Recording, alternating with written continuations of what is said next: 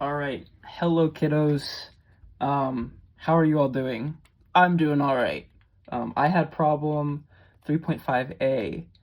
So, problem 3.5 says a rectangular pipe running parallel to the z-axis has three grounded metal sides at y equals 0, y equals a, and x equals 0. The fourth side at x equals b is maintained at a specified potential v naught of y. So part A says develop a general formula for the potential inside of the pipe.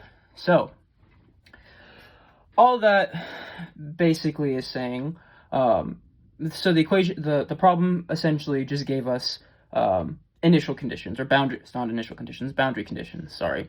So it said that when y is equal to 0, it's going to be, our metal box is going to be grounded, so our potential is going to be equal to 0. When y is equal to a, our potential is going to equal 0.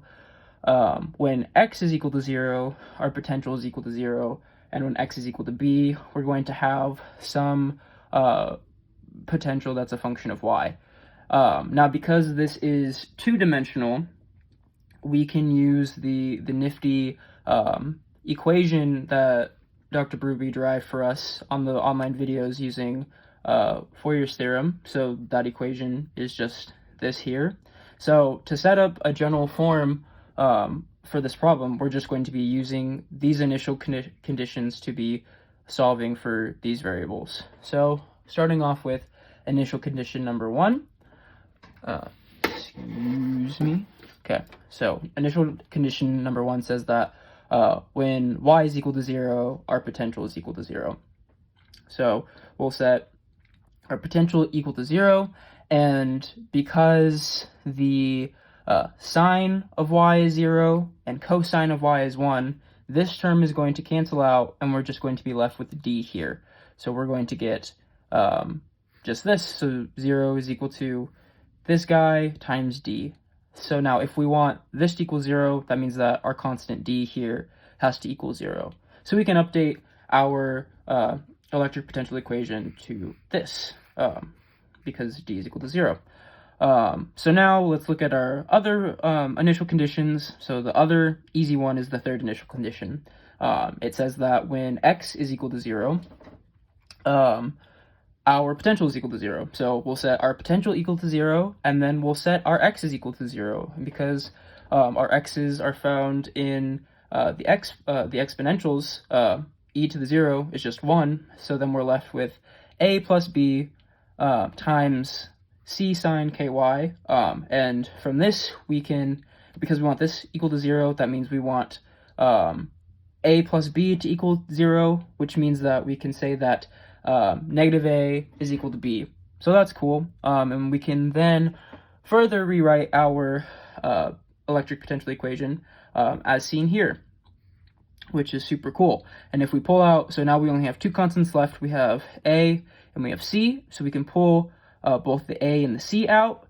And then if we're clever, which we are, we can see that e to the kx minus e to the negative kx is just hyperbolic sine of kx. So we can also convert that guy. So then we're left with ac sinh kx times sine ky. And then we can also say, to make things easier, we can say that AC is just one constant, whatever, and we can call that Cn. So now, moving on to our third initial condition, let's look at when y is equal to a and our potential is equal to 0. So when y is equal to a, okay, we get sine Ka, this is equal to 0. And the only way that we can get that sine Ka equal to 0 is if k is equal to n pi over a, where n is an integer from 1 to infinity. So we can write our electric potential as, oh, there we go, as a summation. There we go. We'll just show everything. Sick. Okay, as a summation. So we have the summation from n equals 1 to infinity of Cn hyperbolic sine of n pi x over a, because we replaced that k that was in the hyperbolic sine with n pi over a, times sine n pi y over a. So now let's look at our last our last boundary condition. And our last boundary condition says that when x is equal to b, our electric potential is v naught of y. So we can say v naught of y is equal to summation of our potential, but everywhere there was an x, we're going to put a b. So we're just going to put a b right there. And now we can do some math magic with Fourier's theorem. So we set up Fourier's theorem to solve for this Cn here.